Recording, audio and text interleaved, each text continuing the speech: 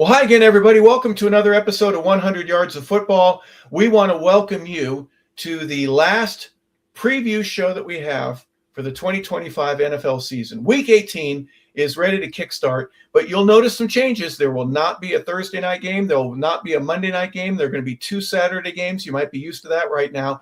And we're going to go over all the playoff implications. Joey Clinkscales, Brian LeBel, I'm Harper LeBel. Thank you for tuning in, everybody. We appreciate you being a part of the show. Thank you very much. Please subscribe if you would like to and prefer to.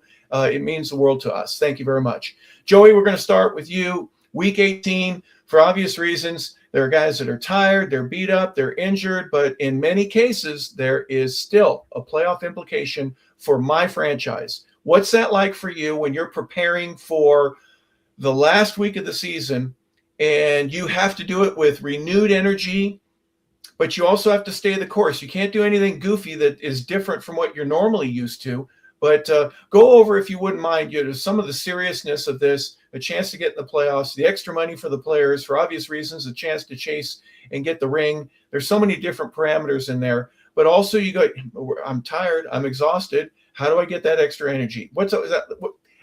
Go over that scenario in your mind's eye from your previous experience, not only as a player, but as a scout and then a general manager. Well, let's back up a little bit. So from the player perspective and the team perspective, what happens throughout the season at this point, not since it's been later than the past collective bargaining agreement, where full pad practices are limited to it's an 18-week season. So I think they have 21 full padded practices per year. This is after training camp, which there are a limited number of full pad practices then. But during the season, so in full pads, out of 18 weeks, there are only 20 full pad practices. So that's a way to keep a player's body fresh, take away some of the stress from the injury. Now you're still running, you're still doing some things, and a lot of time if you play really bad or you're tackling bad, the coach will put you in pads that week.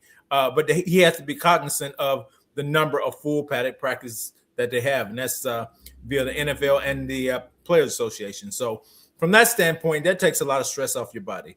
But those teams who really have a chance to compete for the playoffs, their focus is being as healthy as possible going into this last week.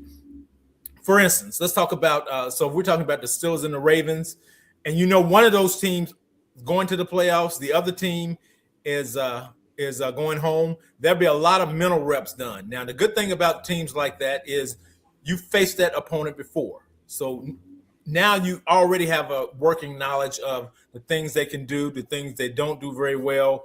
You just focus on the injuries. You're trying to get as many people back as possible because not only are you for those teams, the playoffs start now.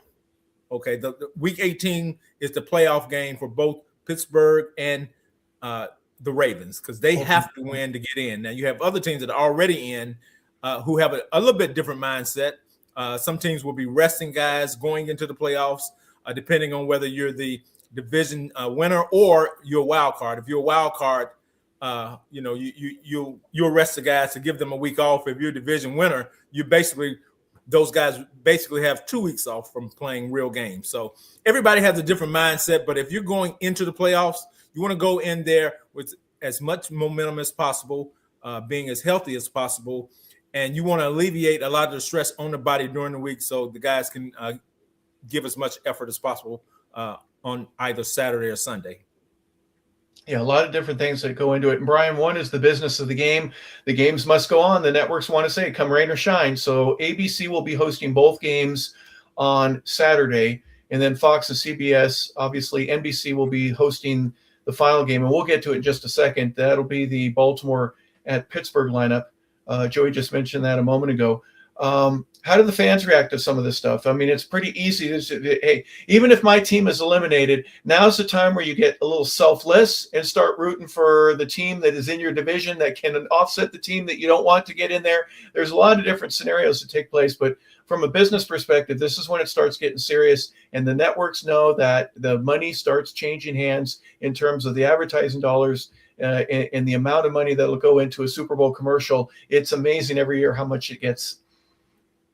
Yeah, I will say this: the silver lining for not being a part of it, or your team not being a part of it, is you get to watch very high stress, very everything's minuscule, right? Everything's under a microscope because it matters now. This is like Joey said, it's the playoffs for a handful of teams, basically, as we go into the seasons. For some teams, it started last week. So if your team's out, you're just saying, hey, I get to watch some great football, and I have no dog in the fight. I just hope for a great game. I don't know, maybe you bet on the game, whatever it might be. I know the fantasy football season just ended last week, so you don't have to worry about any of that. But it might also be a situation where, like, if you're watching a division rival, you just want to watch them lose. You could just hate watch the game, right? Say, hey, I'm cheering avidly against these guys. My team's out of the playoffs. I'd love to see these guys out of the playoffs as well. Come sit on the couch next to me, be miserable, start looking at mock drafts, whatever it might be. But it's just, it's almost like a second Christmas once you start getting these games. You got the college football playoff coming up. You got these NFL games, and all the primetime games this week matter. And that's pretty cool. That's something that you get to watch. And high stakes football. It's very difficult to beat, and it's one of the best things in North American sports. Yeah, don't forget the bowl games. Joey, there's one going on literally right behind your left shoulder. You want to talk about that a little bit? Illinois and Tennessee are playing right now. I don't want to talk too much about it because my team is down. So we're gonna save the conversation until they come back. All right. Hopefully, before the end of the show, we'll have some update, just like on our Monday night show that we end up doing there. All right, guys. Well, let's just get to it. Let's talk a little bit about what's going to be happening this weekend. Obviously, playoff implications start early with the flex game. And the first one we're going to look at, where the 8-8 Panthers are going to the Tampa Bay Buccaneers. They'll be at Raymond James Stadium.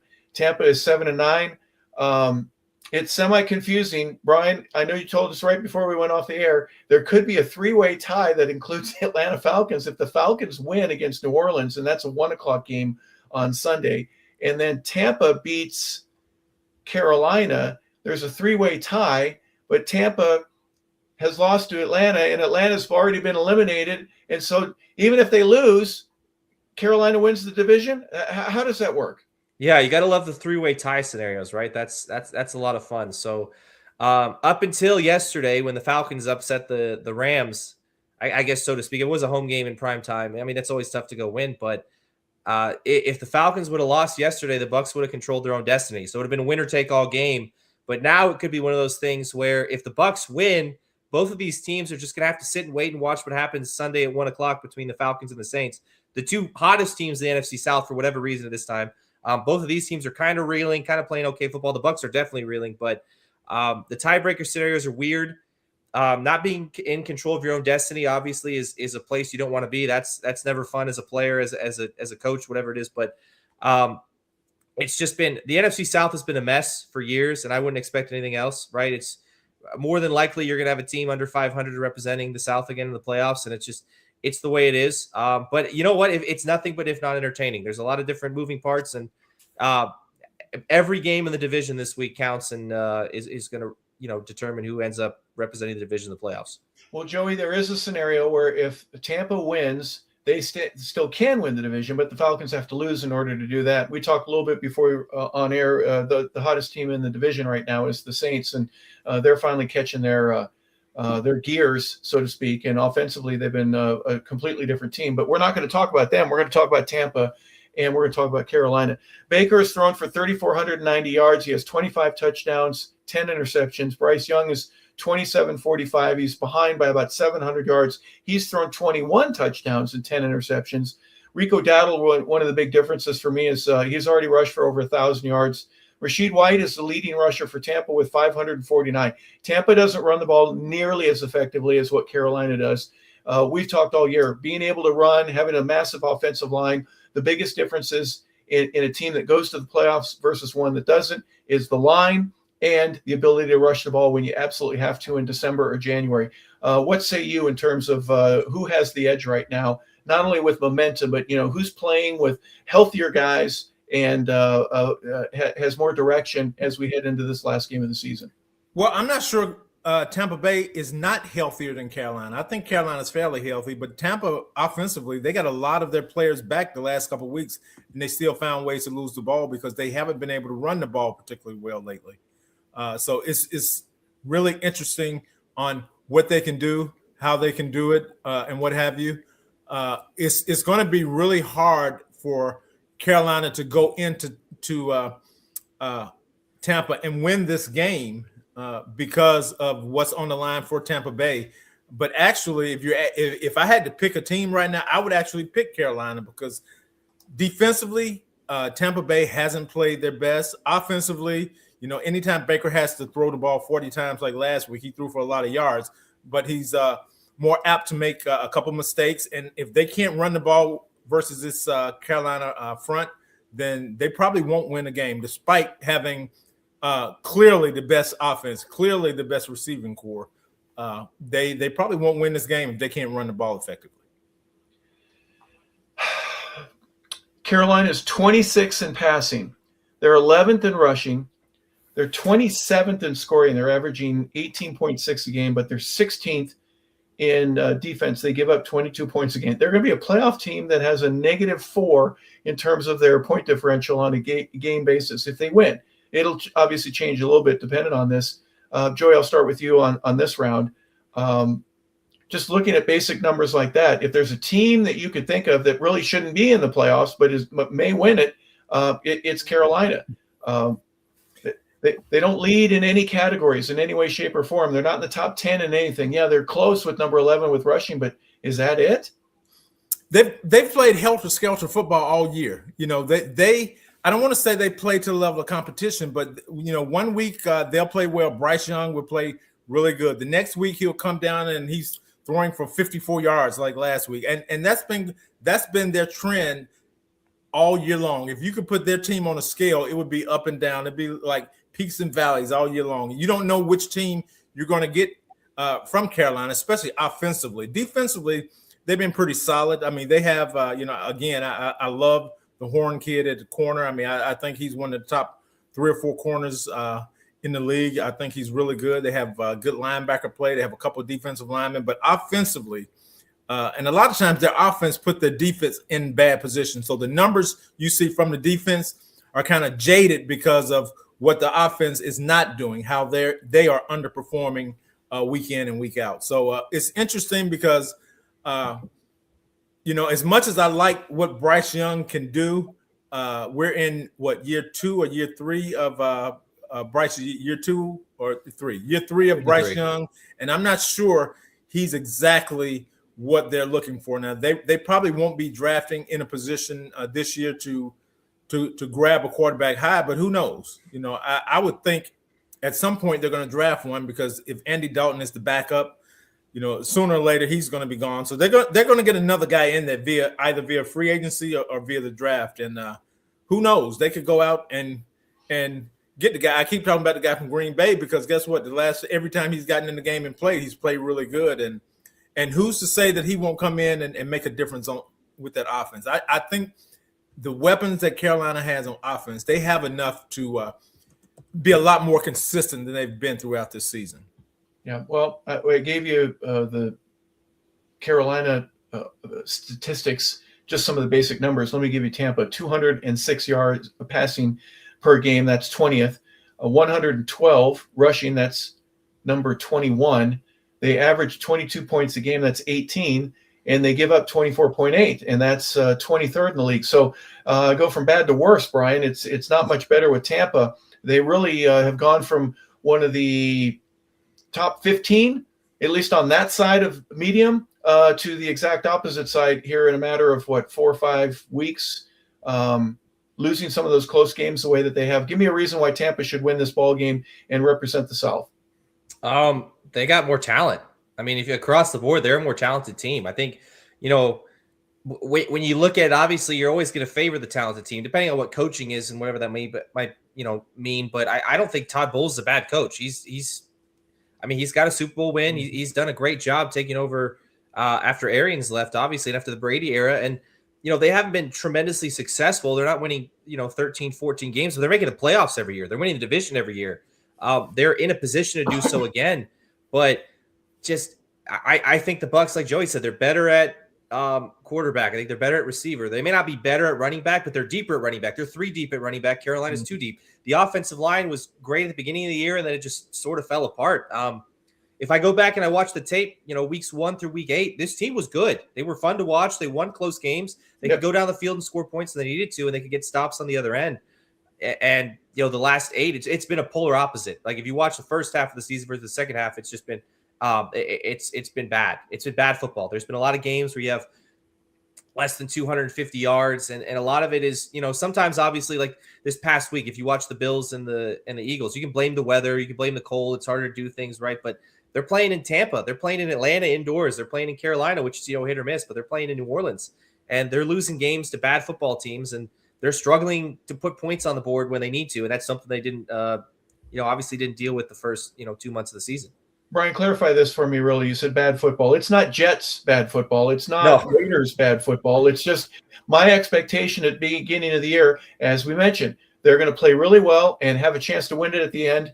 Now they're playing really well, or they're close, they're within a score, and now they're losing, and they're not being able to get that touchdown that they need at the end of the game. So they're losing by 3 or 5 points, whatever it is, but they're still competitive. This team went into Seattle, I think it was week 5, and they scored 38 points in their building. Yeah. Without Chris Godwin, without Bucky Irving, and they scored 38 points. And now they put up what? I can't remember how many they scored against the Saints, but it was 20. They're not. You don't need to score 38 points every game, but if I need 27 to beat New Orleans, then you got to go get me 27. If I need to go down the field and win the game, which Baker did multiple times in the first month of the season, it's not there anymore. And it might just be they've been figured out. It might just be, there was a bit of a logjam because Evans goes out, and then Igbuka's the guy, and then Evans comes back, and Godwin comes back, and I think it's sort of a feeling out process. And when these guys miss training camp and they miss all this time, and you're kind of fitting puzzle pieces back together, sometimes it's not going to be a clean process, and it kind of hasn't for them. And I love how they have a three-headed monster running back, but there's certain instances where I'm like, hey, if that kid's going to go 20, 30, 40 yards and he's churning his legs and he's going, don't take him out on the 5, right? Let him finish off the drive. And it's just, I think it's a little bit doing too much, but I think when you start losing like they did, I think there's some second guessing, and I don't think Baker's 100%, but he's better than what he's been playing as far as, health-wise the last month or so. Joey, they've lost 4 in a row. They've lost 7 of their last 8 and 8 of their last 10. They are scoring some. They didn't score. They scored 23 against the Saints the first time they played them, and they get 20 against them the second time. They've only beaten New Orleans and the Cardinals in their last 10 weeks. Just a complete turnaround from what the 1, 2, 3 was. They were 5-1. And they were 6-2 at one point. So give me your scenario. What does Tampa need to do? Do they just need to relax, like Aaron Rodgers said a few years ago in that interview that he had? We're just relax. We're going to be just fine. Are they going to be just fine, or is this going to be one of those things where it just too much too soon, and they weren't able to repel all of the situations that occurred at pretty much the same time there in the middle of the year? When Baker gets hurt, Evans is out, Godfrey's still out, offensive line is wounded. Give me your scenario on what it's going to take. I think they need to go back, and I'm sure they have. They need to go back and look at the things they were doing really well early in the season. I mean, when they were 6-2, and Baker was one of the top 2 or 3 guys we were talking about for MVP at that point, they need to figure out what they were doing well and why they were doing it well.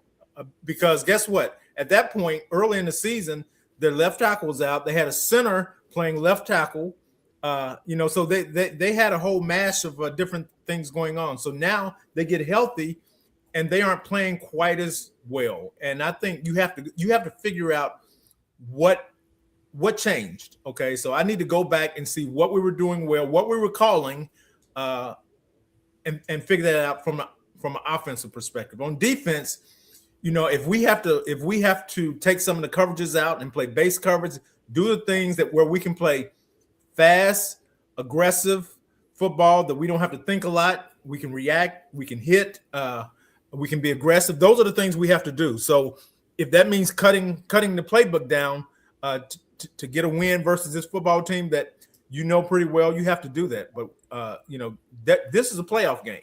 Okay, so Tampa has to win this game, and hope for and cross their fingers. Yeah, wait for Atlanta. You got to wait till 1 o'clock on Sunday to figure out what's going on. All right, so Atlanta can be helter skelter too. I mean, they played great the other night, and they could lay egg versus short week. They're coming off a short week too. They played on Monday night, so you never know. Yeah, interesting how they get 2 home games at the end of the year and a reward for any team when you're on the road on a Monday night game. Your next game is a home game. The Falcons, on normal situations, would be that you played a home game on Monday night. You're on the road the next week, but not in this case. Falcons will be hosting New Orleans. That's a 1:00 game. That'll be on Fox. But the game that we're talking about right now, 4:30 on ABC or ESPN, depending on what network that you have, and 8-8.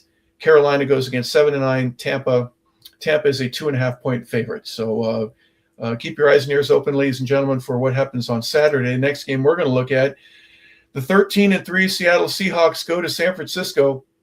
It's an 8:00 start, guys. And if this were in Chicago, if this were in New England, if this were in Baltimore, I'd be going, bring out your winter jackets. But you may not need to.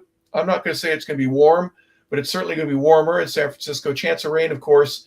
The weather could turn at any moment, but it's certainly not as bad as some of the other sites. Joey, I'm going to start with you. Seattle, obviously, they win, they're in. It's no big deal, but with tiebreakers the way that they are, San Francisco still has a chance going into the last week of the season. And who would have thunk that? Almost the exact opposite of Tampa. They start out rough and a lot of turmoil, injuries, just devastating the lineup. But Kyle Shanahan doing a great job of getting that team ready to go. Again, 8:00 on ESPN. Your thoughts here on this one? Well, we said it last night and a couple times before. Kyle Shanahan has to be considered as the one of the favorites for Coach of the Year, given the injuries that they've gone through. Their defensive coordinator, I mean, he's been Houdini with the guys he's been able to put in with the devastating injuries that they've had on defense. And they keep playing well. I mean, the next man up mentality is what Robert Saleh has preached to those guys, and they've bought in. And it's been fun to watch that a team that has been, quite frankly, void of talent per se due to injuries, major injuries with Bosa, with the middle linebacker. You have Brandon Ayuk, who's not a part of the team anymore, who at the time was coming off of ACL. I mean, so you've had Ricky Pearsall, who's been in and out of the lineup for injury, but the steadying force has been McCaffrey. Even Purdy's been out for a lot of games, and yep. So McCaffrey has been the steadying force for that football team because all their other stars have missed tons of time. So it's been impressive to watch how the 49ers have done this. And even last night, I mean, they're starting left tackle. After the first play, he pulls a hamstring, so he's out, and they put in the backup. Yep. And guess what? They continue to play. And I say last night, but last week versus Chicago, and he was excellent. So you know what? They just keep finding ways to be the first one through at the finish line. Brian, on offense, Kyle Juszczyk and Trent Williams, as Joey just mentioned, they're questionable. Keon White is questionable. Yetur Gross-Matos is questionable. Upton Stout, he's questionable. So they got 5 starters right now that are really struggling just to get back in the lineup. Not that they're the only team that has that, but they seem to do a better job. Even Christian McCaffrey is listed as questionable right now. I guess everybody on the roster could be. If Kittle comes back, Purdy, of course, has been injured most of the year. But are they that good? Can you imagine what they're like if they were at 90% instead of running at 55 or 60%, with a full tank of gas? Well, I mean, it was – I honestly thought when Fred Warner's ankle snapped, I thought that was it for them because he's kind of the heart and soul of the defense. He's able to mask a lot of things, right? Because they lost Bosa very early in the year. The secondary is good and relatively healthy, surprisingly, but it's just been, when you have a guy like Warner, there's very few linebackers in the game that kind of command the defense like he does, and he makes everybody around him better. He makes it simpler. He makes it easier for everybody on the defense. But at this point, I mean, you could put half the lineup out, and I still think they could go out and win a football game just based on what they've done this year. And I think the steadying force is the fact that Christian McCaffrey's touched the ball 400 times. I thought after last year, I mean, he is double Achilles tendonitis. I was like, he may never play again. And they just decided, hey, he's going to be our leading receiver and our leading rusher on the year. Yeah. No big deal. But Right. he's been a steadying force. He shows you why he's one of the higher paid players at the position. He shows you why they went out and traded for him years ago. He's still very productive. I don't know if he'll be an all-pro. I don't know if he'll win Offensive Player of the Year, but he's in the conversation. He's close again, and it's just this team is just so filled with talent and guys that understand their role, right? Even the guys that are second and third of the depth chart understand, like, hey, I might get a chance to play, and if I do, I need to step up. I need to do my job. I don't have to be a superhero, but I can go and do my job. And everybody buys in to what, like Joey said, what what Robert Saleh is saying, what Shanahan is saying, what all these guys are saying. They buy in each and every week, and they believe they can win. And when you're in that position, and unless someone shows up on Sunday and proves you wrong, that seems to be the result for these 49ers this year. One of the things that surprised me, just looking at the lineup, 49ers are 5-2 at home this year. That's nice. It's a good way, but the Seattle is 7-1 on the road. Yeah. They've only lost, but 2 of their losses, as opposed to on the road, were at home, where you got the 12th man. So give me reasons why Seattle has just got to relax, play their game. Darnold has 25 touchdowns, 14 interceptions. That number's a little high, but I think if there's any defense that says, okay, we threw another pick, but that's not going to stop us.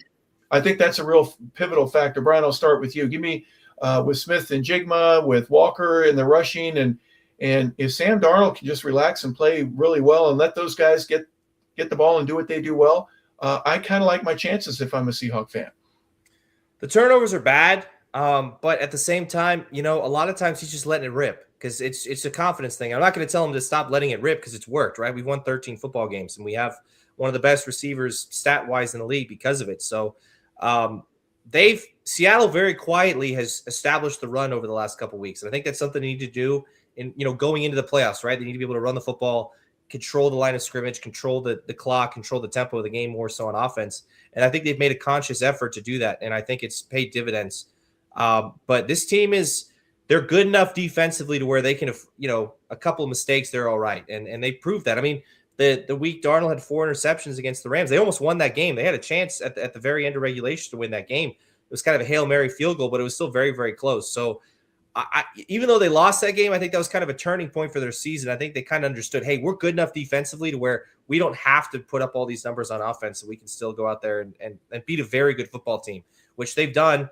And I think coming in, it's just business as usual. It's a team in the division, the 49ers, who, even for the past 15 or so, you go back to the Legion of Boom and Michael Crabtree and all those guys, there's some bad blood here. And it's kind of been overshadowed by what the Rams have been able to do as far as win this division for the last handful of years. But it's Seattle, like you said, is very good on the road. They're running the ball well, and they're playing defense, which defense travels, right? And I think that's something they need to do early, especially if the 49ers are banged up. I think they need to make a conscious effort to say, we're going to not let Christian McCaffrey beat us. If Purdy beats us, if Pearsall beats us, if someone else beats us, we can live with that. But let's pick our poison and let's go out there and let's play what the brand of football we played for 16 games. That's worked pretty stinking well. Joey, I'm sure you have some other thoughts there. I'd like to ask you also before we move on to the next game. Let's just real quick. Darnold won 13 games with Minnesota last year, or 14, and then he gets run out of town because he played poorly in the playoffs. Is there the same type of pressure on him now? Brian mentioned that 4-pick game. They could have beat the Rams on the road. If he plays poorly here, they're still going to the playoffs. Don't get me wrong, but if he has a bad week in Seattle in that first round of the playoffs, do they run him out of town again? I don't think they run him out of town. But the same questions are being asked just like last year, which is funny because guess what? That team last year won 14 games. Minnesota, this team will probably win 14 games, and you're still debating on whether the quarterback is good enough.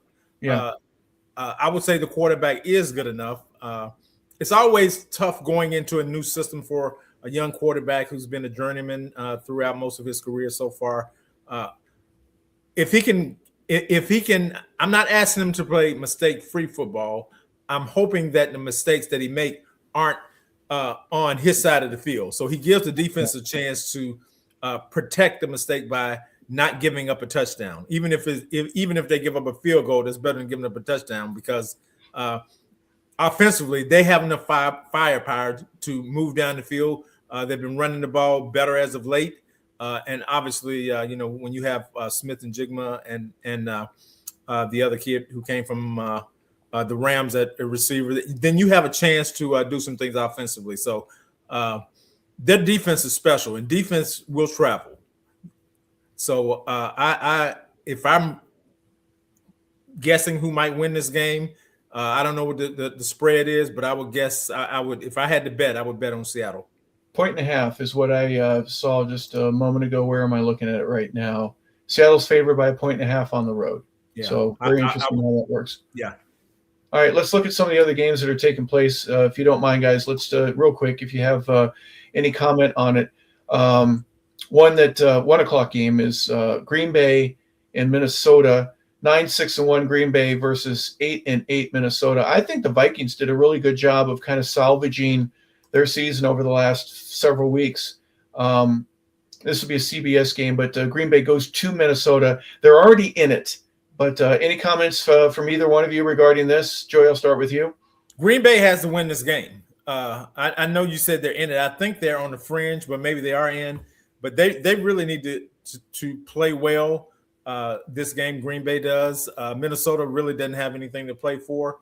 So I'd be curious if their quarterback is able to play this week or if they're going with the third guy again. So that'll be interesting. But Green Bay has to go in and win and clean up some things as they go into the playoffs. Yeah, if there's any team that wants to beat the Packers more than the Vikings, I'd like to know who that is. But for you, Brian, Green Bay, do they limp into the playoffs regardless if they back in and they lose, the last three of their last four?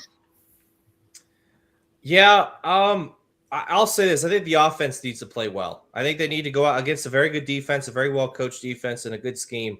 I think I need to see that. I need to see an offense go out there and find some rhythm, find some consistency. Because I know Malik Willis was in last week, and that probably limits what a team is trying to do offensively. And I know, they're stacking the box, but I don't even think Josh Jacobs had 20 rushing yards last week, which is concerning, right? As a team, they didn't rush the ball very well. So even if you're going to sit guys, whatever it might be, the first half play, right? Get loose, get some good reps on tape and build some momentum going to the playoffs. Because this team, like I said, they're falling into the playoffs. They're not running in, they're not climbing up. They're falling into the playoffs, and they're relying on the fact they started the season so well.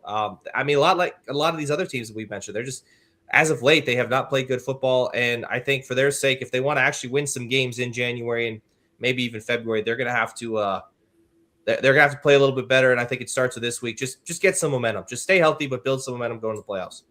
Well, this is a 1 o'clock game. This is Green Bay at Minnesota. There's a couple others, if you don't mind me mentioning. New Orleans and Atlanta, Cleveland at Cincinnati, Dallas at New York. And Joey, I'm going to ask you real quick.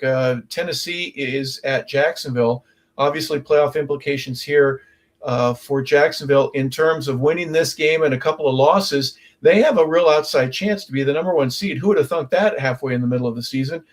We've apologized to Trevor Lawrence, of course, but the Jacksonville Jaguars are sitting pretty right now. They take on one of the worst teams in the league, and they got a chance to not only win another game, but maybe outside chance of getting a number one seed and a bye.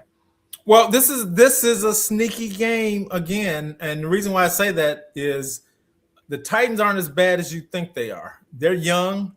They don't have many playmakers, but they play really hard. And they're going into a game knowing that Jacksonville's someone in their division has a chance to win the division. And not only, well, they've already run the division, but be the number one seed. And they would try to stop them from doing that if at all possible. So they're going to go down there and play hard. Jacksonville has the pressure of at least playing hard through the first half of the game. Once they decide that they're already in, they don't want to get anybody hurt. They would love to be the number one seed and have a bye. But if they wouldn't do that at the cost of getting people hurt. So I think they're going to go in, they're going to play hard, and then at some point they're going to start sitting guys. Well, another team that is hot in so many different ways is Houston. They get to host the Indianapolis Colts. And our joke here amongst the LeBels is that Joey said about 5 or 6 weeks ago, he goes, I don't know if Indianapolis is going to win another game. And so far he's been right. I don't know if they got a chance to win here. Joey, I'll ask you first. Indianapolis at Houston, your thoughts on this one? Well, Indianapolis has already said they're starting the third quarterback again. Philip Rivers is out, right? After 3 weeks of looking old and then looking older, they're going to look young right now. He didn't play that. He didn't play bad. He just didn't played great. No. So he's somewhere in the middle there. But so they're going to young guy. I mean, they don't have anything to play for other than pride right now. So they're going to see what they have in the younger guy.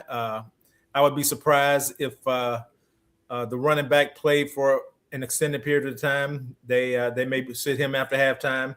I think Houston still have a couple things to play for. And defensively, they want to finish number one in defense, obviously. So defensively, they're going to play hard. And again, they want to go into the playoffs with momentum.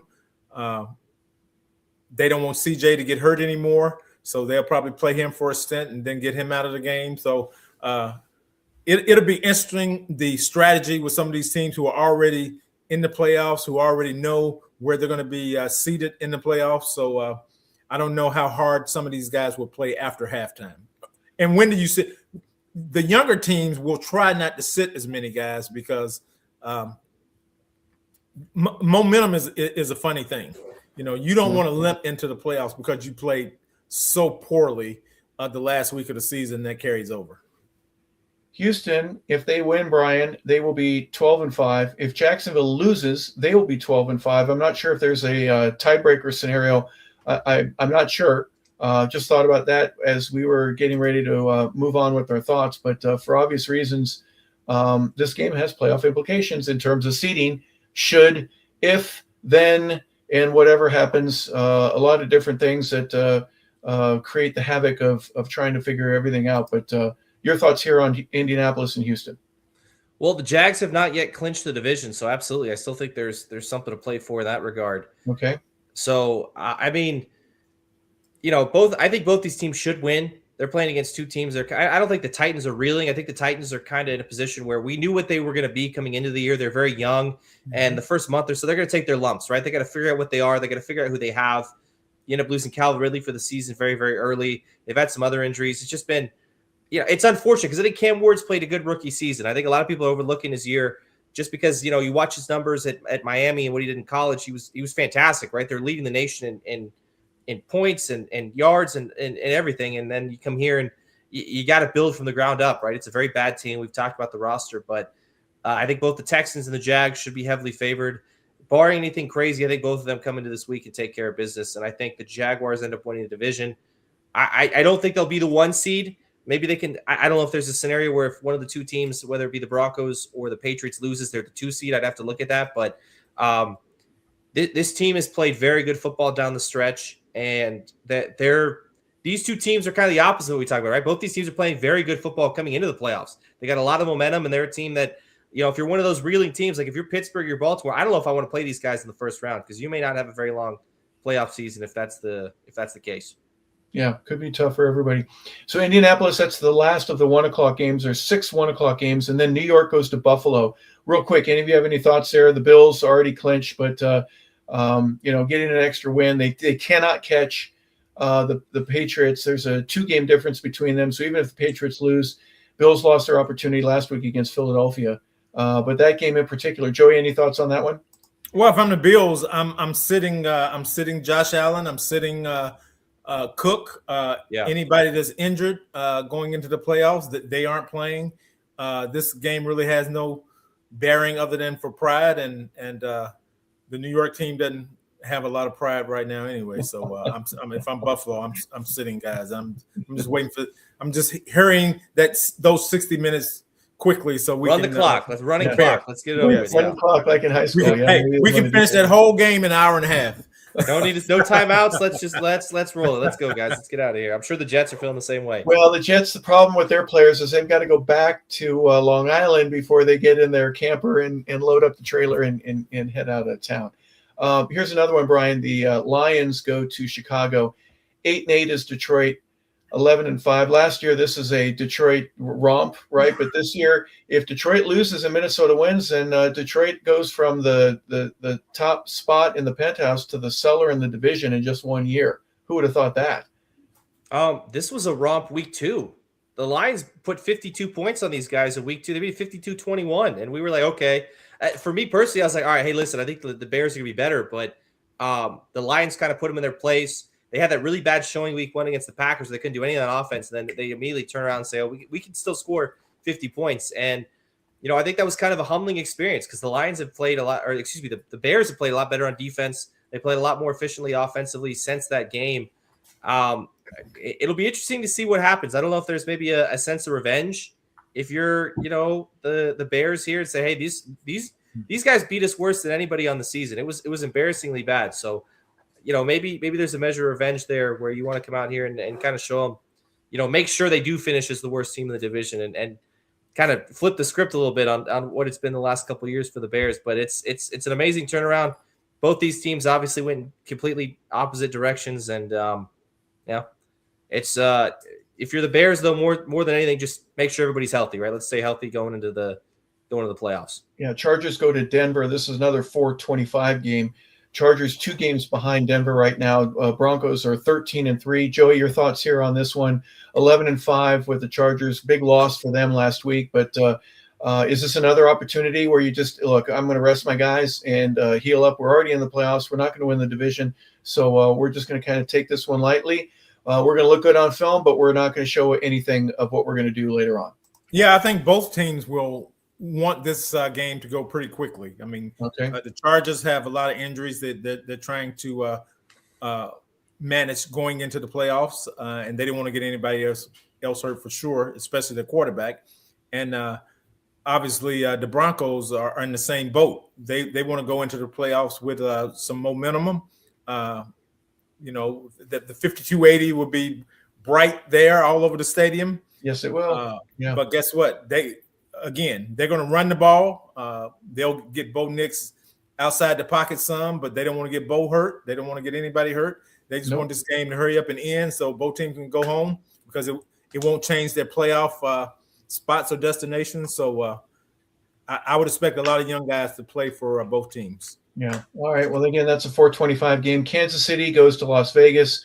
Chiefs and Raiders, one of the oldest rivalries in the AFC. That gets to be revival, and nobody's going to care about that one. Arizona is at the LA Rams. Miami goes to New England. Real quick, Brian, I'll just ask you, New England has they still need to win, right, to get to the top seeding. If they lose, who else? If Broncos lose, Jacksonville does have an outside chance, but nobody does if New England wins. So what's at stake here for New England in terms of how Mike Vrabel approaches this game by keeping some of the key players that he has healthy as long as he possibly can, going against a Miami team that has notoriously struggled in cold weather? Well, if Ewers is playing at quarterback and Achane's not starting and a lot of these guys are out, it's there was a joke years ago where they were talking about the playoffs, the Miami Heat, when they had the big three there. What do they need to do to win this game? It was they need to show up on time for the bus. They need to get off the bus. They need to suit up and get on the field. And they should be just fine. So I think that's going to be, similar case for the Patriots. They're a very good football team. Miami could try to play spoiler, but I just don't think they have enough talent. Even if everybody was playing, I don't think they have enough talent to win this football game. Yeah. Any thoughts for you, Joey? I saw you nod a little bit. What do you do if you're Mike Vrabel? Just make sure the weatherman is on your side, and as long as it's below 50, you're probably going to win the game. We're not even talking about 30. If it's below 50 or even 60, you're probably going to win this game. Any wind chill at all, this game it's New England's. It's their game. Yes. You're gonna see Miami. I still remember Brian Cox going out with a sleeveless thing in Buffalo a couple years ago. That was back when I was playing, and he was freezing. I played with him later on. He goes, "Man, I couldn't move. I was so stinking cold." Anyways, Washington, Philadelphia. That will wrap up the 4:25 games, and let's just get right to it, guys. This is the one that means the most. This is a playoff implication. Winner gets in. Baltimore at 8-8. You've got Pittsburgh at 9-7. Joey, we'll start with you. Big game there, obviously. You've got Lamar, who's questionable. Oh, hold on. I got to get my sound off. That's a Kittle Pizza Hut or whatever Little Caesars commercial. Lamar Jackson, Aaron Rodgers. Joint will be a rockin', won't it? Pittsburgh, Heinz Field has got everything going there at 8:20 on NBC. So I'll say this. The Ravens are coming in with momentum. Obviously, the running back just ran for 216 yards versus Green Bay. The Steelers, I don't know if their left tackle will be playing this week. DK is out. I don't know about Austin. Austin has been up and down, mostly down all season anyway. But guess what? This is the kind of game that the Steelers can win. because they aren't supposed to win this game. And every time they're in a situation like this, the defense steps up and they play really well. And if Lamar's not playing, which I'm not sure he will, their number one goal will be to stop the run. Okay, and that quarterback beat us, and we can't do anything, then the quarterback probably beat us. But the Steelers, they have to find a way to run the ball versus the Ravens. That will open up the pass game for them, but they have to find a way to run the ball. But first and foremost, they have to stop Derrick Henry. And if they stop him enough early, the Ravens offensive coordinator has shown that he doesn't have the fortitude to stick with the run, and he'll start trying to throw the ball around the field and give up on the run. So, or give up on Derrick Henry. So that's, in my opinion, that's the Steelers' only chance. But they can do it because they're known for doing things like this. Yeah, they're 3.5-point underdogs in their building, Brian, to match not only what Pittsburgh needs to do, but I think Joey's right. You got to run, and then you got to run some more, and then you're going to run some more because it works. And then you my quarterback's questionable. I don't know if he's going to be able to go. TJ Watt is also questionable. I don't know if he should play. I don't know if he will play, but I mean, I think at this point, it's all hands on deck. If you can hobble onto the field, they're going to try to throw you out there, right? This is like I said, it's a playoff game, right? It's a winner take all sort of scenario. And, I didn't think the DK Metcalf incident would loom as large as it does now, right? Because I figured this team would be able to take care of business against the Browns and we wouldn't be having this conversation. Right. I was thinking there's only going to be really 2 meaningful games going into week 18, but here we are. The Ravens, they find a way to win last week behind, Derrick Henry, and the performance that he put on that we talked about. It's just a constant for him. And the Steelers have maybe the worst offensive output that they've had in a while. They've had some bad ones over the last couple of years, but that was rough to watch. That was even without your number one receiver to be able to, find the end zone, right? It's just it's bad, and they're going in the wrong direction. They don't have a lot of momentum, and the Ravens are coming in probably feel like they can take on the world. So it's going to, a lot obviously depends on Lamar Jackson's health and whether he can go or not, but they've shown that they can win without him. They've done it before. They've done it this year more than a couple times. So I think this will be a close game. I think it's going to be one of those classics because every time these guys play, if you go back to Flacco and Roethlisberger or whatever it is, it's always close, right? It's always last drive, last quarter. It's always, you got to go until the final gun because these two teams, they play against each other very well. There's a lot of history, and there's nothing better than beating the other guy if you ask both these fan bases. Joey, the last thing I would say, the differential in points is plus 28 for the Ravens. They've scored 400. They've given up 372, and it's plus 8, 371 to 363 for the Steelers. So even there, everything about them, they're close. It's going to be one of those games that I think the home field advantage in Pittsburgh will mean a lot, but I don't know if it'll mean everything because of the way that they ran the ball last week. And you mentioned it earlier. I don't want you to be redundant and have to repeat yourself, but I think the key to the game is going to be if they're able to run in between the tackles with Derrick Henry and keep getting first downs and moving the sticks. Well, obviously Derrick Henry is a special Hall of Fame talent at running back for the Ravens. I think one of the players that the Steelers miss most of all, besides DK, was their big tight end, the 311-pound tight end who didn't play because he creates space in the running lane and he makes tough catches. He's not running away from anybody, but he has a rapport with Aaron Rodgers, and it showed up the second half of the season. So if he's playing, which I think he'll be playing this week, I think that'll be a huge boost for that offense as well, and the running game. Yeah, I'm looking at the oh boy, did it again. I switched. Same commercial. Doggone it. Sorry about that, ladies and gentlemen. I apologize. Darnell Washington is out with the forearm. So he's going to be out again. Okay. Yeah. So that's a big miss. Yeah, it is. TJ Watt is questionable. Isaac Samalo is questionable. James Pierre, questionable. And then Brandon Eccles, cornerback Brandon Eccles with a groin. He's so two of their secondary guys. I'm thinking play action, Brian. You fake it to your running back and you hit your tight end over the middle, or you go a quick little dig route. try to get some guys over the middle of the field and open some things up. That would be one of my strategies offensively if I'm a Raven. For both teams, right? Because with DK out and the receiving core the way it is, listen, Pat Fryermuth's a good tight end. His numbers aren't great this year, but he's a very good tight end. They still have two other guys that are decent at the position. I think you're going to have a heavy dose of that. I think both teams are going to try to condense the game. We're going to run the ball a lot. We're going to shorten it up. And a lot of it might come down to who makes that crucial mistake, who makes the interception, who has the fumble. I think that might be the deciding factor. It usually is in these kind of games. So I would not anticipate a high-scoring game in any capacity. So it's going to be classic AFC North playoff time atmosphere, playoff football, and can't wait. I think it's going to be a great game. Well, there you have it, ladies and gentlemen. Week 18, the final week of the season.